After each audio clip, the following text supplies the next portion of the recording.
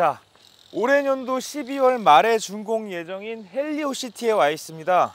이 헬리오시티는 9,510세대, 굉장히 많은 세대가 들어서는 아파트 단지인데요. 이쪽에 이제 소방 시설들이 다양한 컨셉으로 굉장히 잘 구축이 되어 있다고 해서 저희가 이 소방방재신문에서 이번에 이제 취재로 오게 됐습니다. 한번 들어가서 단지가 어떻게 생겼는지도 보시고 이 소방 시설이 어떠한 특수성을 가졌는지 한번 집중적으로 조명을 해보겠습니다.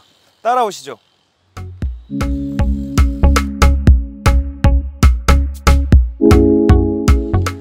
자, 이 헬리오시티의 가장 큰 특징은 생활권이 5개로 분리가 되어 있다는 겁니다. 그 5개가 분리되어 있는 아파트 단지별 시스템들이 5개의 방제실을 통해서 관리가 되고, 이 5개의 방제실은 하나의 통합 방제실을 통해 운용이 된다고 합니다.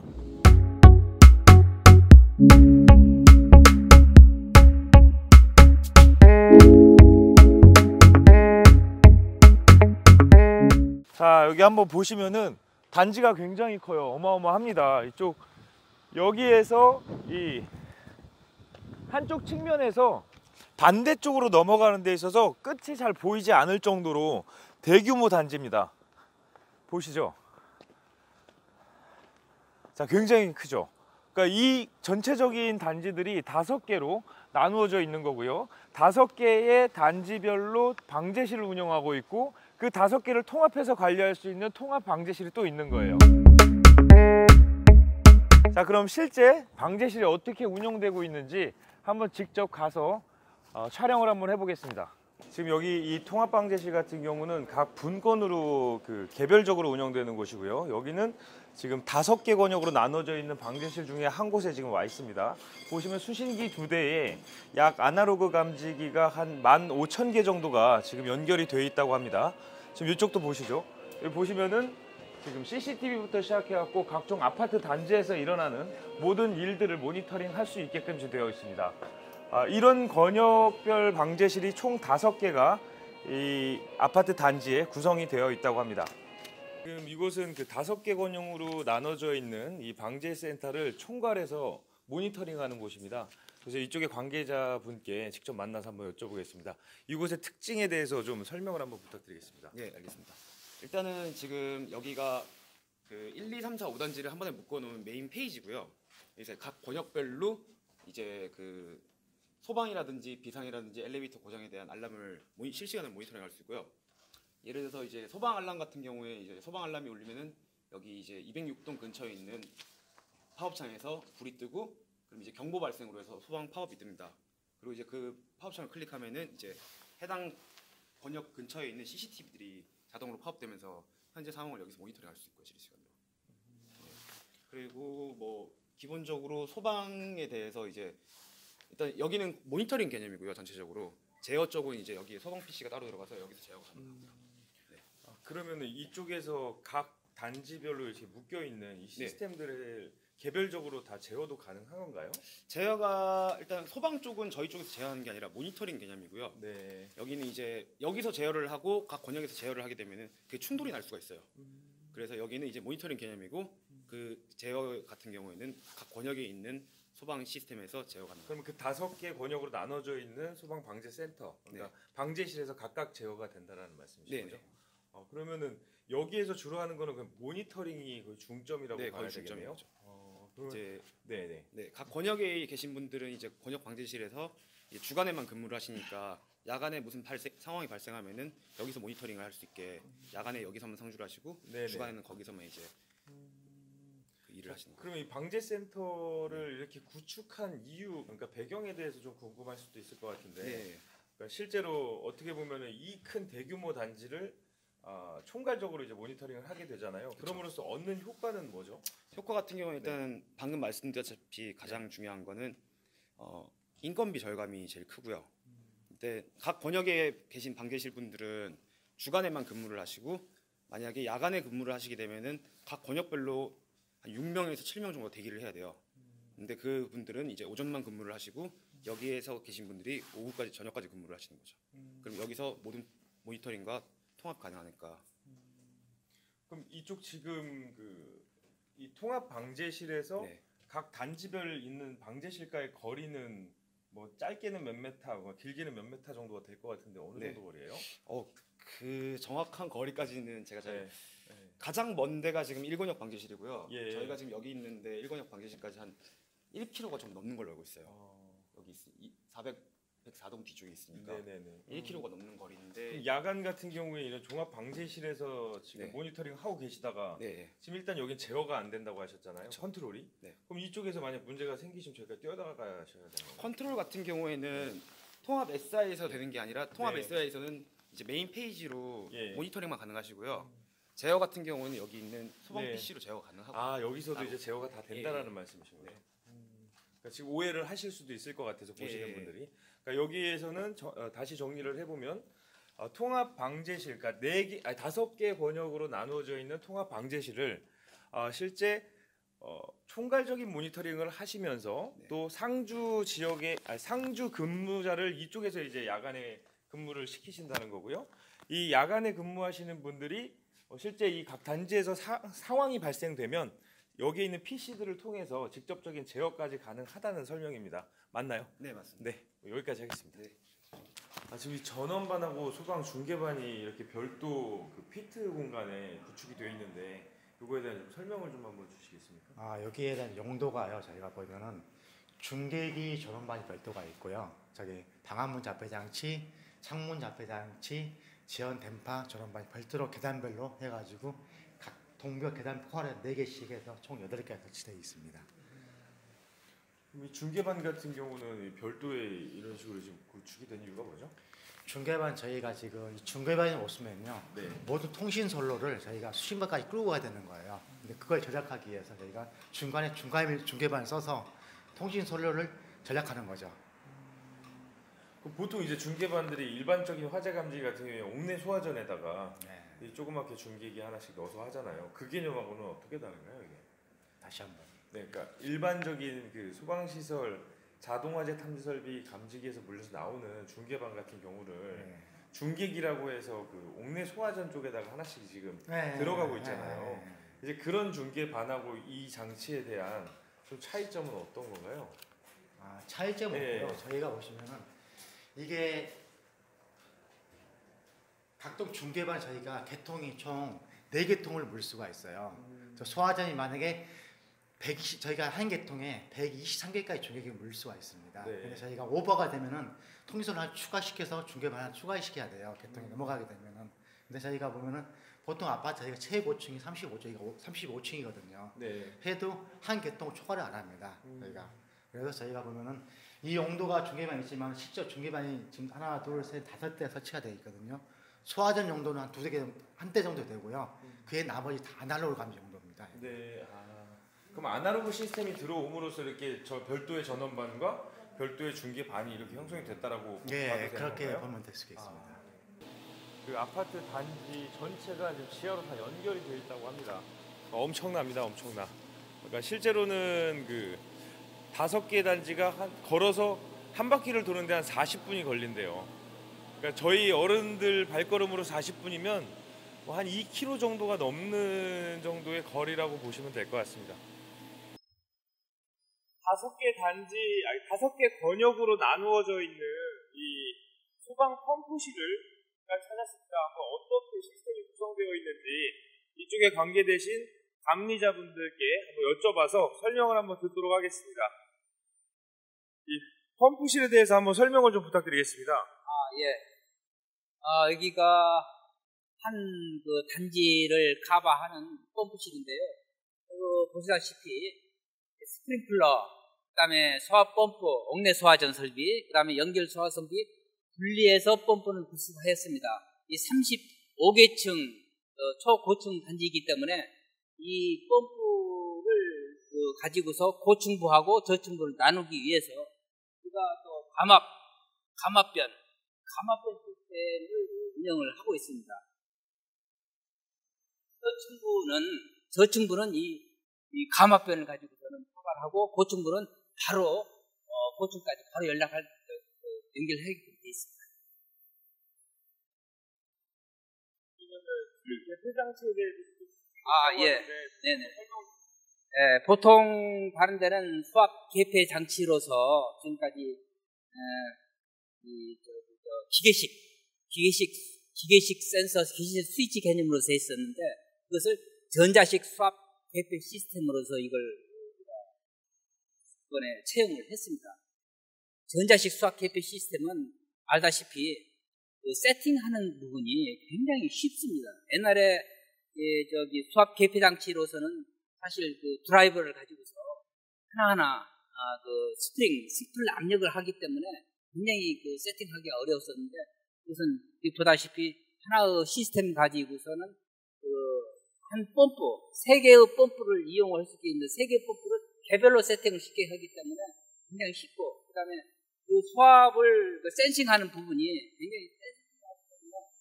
굉장히 옛날 그 수압 개폐 장치 시스템보다는 굉장히 발달된 스위치 개념이라고 볼 수 있겠습니다. 앞으로는 이런 그 전자식 스위치 시스템이 어느 현장에서든지 많이 적용되리라 이렇게 생각합니다. 현재 이 아파트 단지 같은 경우는 그 기존의 누설 동축 케이블 방식이 아니라 안테나 방식으로 이제 모든 무선 통신 보조 설비를 다 갖췄다고 합니다. 지금 여기 보시는 이 안테나가 이 무선 통신 보조 설비의 형상인데요. 한번 관계자분한테 어떤 특성이 있는지 한번 여쭤보겠습니다. 특성에 대해서 한번 설명 좀 부탁드리겠습니다. 예, 이 안테나는 그 힙 안테나라 그럽니다. 그 해초리 같다고 그래서 힙 안테나라 그러는데, 이 안테나가 아마 자유 공간에서 적어도 한 반경 50m를 커버합니다. 그러니까 이전에 누설 동축으로 했던 것보다는 훨씬 더 이제 전파 범위가 넓어지니까 이 아파트처럼 넓은 대단지에서는 이런 그런 안테나 방식이 더 적절하죠. 예. 지금 그러면 이 넓은 아파트 단지, 예. 이 단지는 다 이런 시스템으로 지금 적용이 된 거죠? 예, 다 이렇게 돼 있습니다. 그래서 이제 요 지하에는 힙이 있고요. 그 다음에 또 이제 지상으로 올라가면은 또 이보다 더 큰 출력을 내는 안테나가 하단에 설치되어 있습니다. 예, 그리고 또 이제 계단 올라가는 데 보면은 외관을 위해서 이렇게 뭐 옴니 도움형이라고 그것들이 이제 천정 속에 설치되어 있어요. 그리고 3개의 종류의 안테나가 설치가 됩니다. 그러면 지금 예. 저희가 지금 올라가면은 예, 볼 수 있죠. 그 3가지 중에서 예. 이 한 부분 지하에 설치되어 있는 이 안테나 방식하고 예. 또 이제 지상에 설치되어 있는 안테나가 또 어떻게 생겼는지 예. 또 한번 영상을 담아 보도록 하겠습니다. 이건 하단에 보는 네, 가보시죠. 좀 전에 지하에서 잠깐 그 무선 통신 보조 설비 안테나를 좀 보고 왔는데요. 여기는 그 지상층에 있는 안테나입니다. 이런 게 이제 아까 설명 잠깐 드렸지만 이 단지, 이 넓은 단지에 20개가 설치가 되어 있다고 하고요. 이 안테나를 가지고서 소방공무원들이 현장에 출동을 했을 때 이 안테나에 그 무선 통신들이 연결이 돼서 어느 지역에서든지 무전이 가능하게끔 되는 거죠. 그래서 이 시스템에 대해서 한번 또 설명을 들어보겠습니다. 예, 이 안테나는 GP 안테나라고 합니다. 그래서 출력이 상당히 큰데요. 그래서 이 넓은 단지에 한 20개 정도 설치를 해놔도 전역을 커버를 할 수 있습니다. 그래서 이전 방식에서는 소방차가 출동하면은 소방관들이 접속 단자를 찾고 연결을 했었는데, 이렇게 안테나 방식으로 전환된 이후에는 소방관들이 그 접속 단자를 찾을 필요가 없고 바로 그냥 지하에 내려가서 소방 활동하는 그 소방관들과 통신이 가능합니다. 예. 예, 잘 들었습니다. 자, 다시 한번 이렇게 정리해드리면은 예전 같은 경우에 동촉 케이블 방식으로 이 구현이 되는 그런 무선 통신 보조 설비 같은 경우는 소방공무원들이 현장에 출동했을 때 가서 그 단자에다가 입력 단자에다가 이 잭을 꽂아야 됐대요. 그러니까 그 잭을 꽂아야지만 무선 통신 자체가 활성화가 될 수 있었다라는 거죠. 근데 지금은 이런 안테나를 통해서 거의 자동이라고 봐도 되는 거죠. 현장에 즉각적으로 출동한 소방대원이 안테나를 통한 그 무선 통신 자체가 구현이 되기 때문에 굉장히 유용하다라는 거고, 또 이 현장에 설치된 이 안테나 설비 같은 경우는 이제 최근에 개발된 걸로 그 성능 자체가 굉장히 강범위하면서도 안정적으로 구현이 될 수 있다라는 게 이쪽 관계자분들의 설명입니다. 자, 지금 이제는 헬리오시티 세대 내로 한번 들어가 볼 거예요. 세대에는 어떤 소방시설들이 있는지 한번 직접 한번 보시고, 또 세대가 또 어떻게 생겼는지도 한번 보셔야 될 거 아닙니까? 그렇죠? 한번 가보시죠. 1층에도 지금 세대가 있네요, 보니까. 이게 방화문이에요.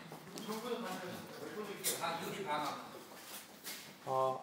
이거 유리 방화문이거든요.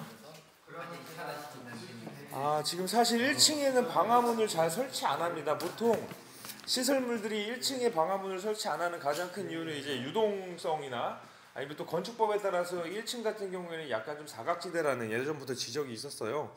근데 이제 여기 건물 같은 경우는 이렇게 투명 유리로 설치를 함으로써 실제 시야성도 좀 확보를 하고, 또 이게 이제 방화유리라고 합니다. 이 방화유리가 굉장히 비싼 걸로 유명한데 이게 실제 방화유리로서 내화 성능을 갖추고 있다라는 게 이쪽 관계자분들의 설명이에요.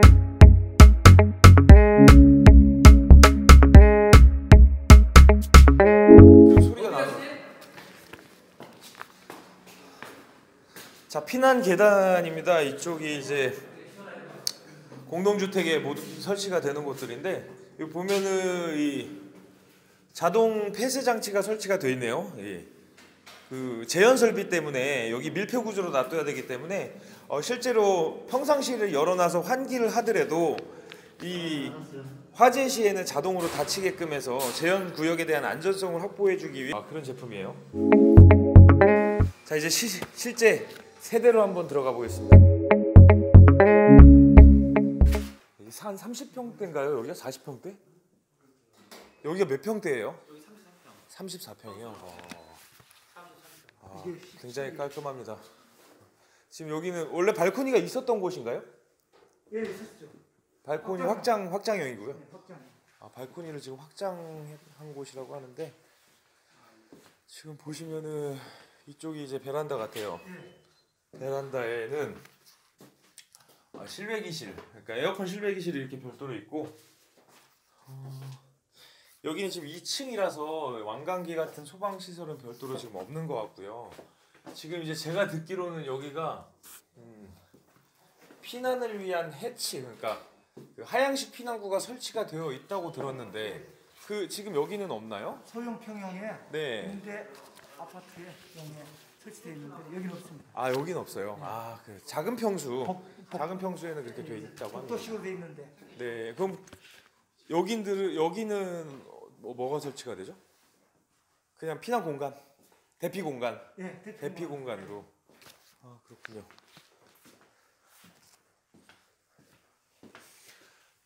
자, 보시면은 여기는 지금 아직 뭐 입주를 하진 않으신 거라서 이 후드 같은 경우에는 소방법에 따라서 이 자동식 소화기라는 게 설치가 되고요. 여기를 열 수가 있는지 모르겠는데 안 열리네요. 어떻게 열어야 될지 모르겠다.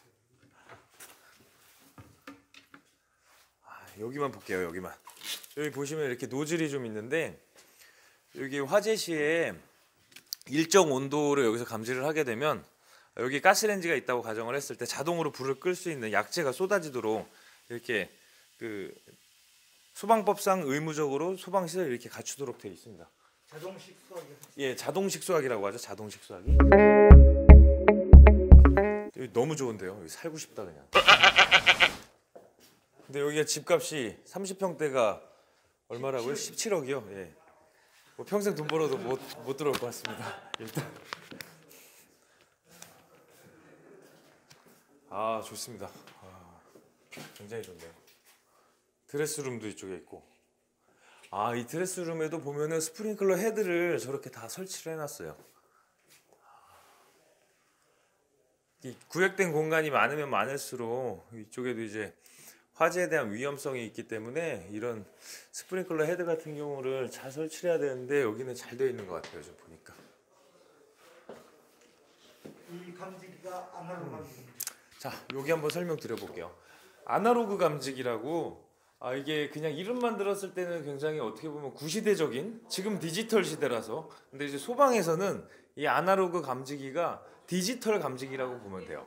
이 디지털 감지기로서 상시적으로 이 신호들을 계속 시그널을 주고받아요. 그래서 이 방에 있는 연기, 이거는 연기 감지기 때문에 연기 농도가 얼마이냐, 그리고 정상 상태이냐, 잘 물려 있느냐, 화재 감지기의 이상 여부 같은 것들을 상시적으로 이제 체크를 해서 방제실에서 모니터링이 가능하거든요. 그래서 일반적으로 쓰는 감지기들은 보통 이제 아파트들 기준으로 봤을 때 일단 연기 감지기들 같은 경우는 그 열 감지기보다 조금 더 비싼데, 연기 감지기는 한 10,000원 정도 된다고 보면은 일반 차동식 감지기에서 열을 감지기는 단순한 감지기가 있어요. 그런 감지기들이 많이 설치가 되는데, 그런 감지기는 한 3,000원 정도예요. 근데 이런 아날로그 감지기는 뭐 3만원, 4만원 뭐 이렇게 훌쩍 넘어갑니다. 그래서 굉장히 비싼 감지기가 지금 달려 있는 거예요. 왜냐면 디지털화가 돼서 지능을 가지고 있는 감지기이기 때문에 이런 제품들이 지금 2014년, 15년 정도에 법규가 강화가 되면서 30층 이상 같은 경우에는 의무화가 됐는데, 여기는 30층이 넘지 않는 건물들도 전부 다 이런 아날로그로 구현을 했다고 합니다.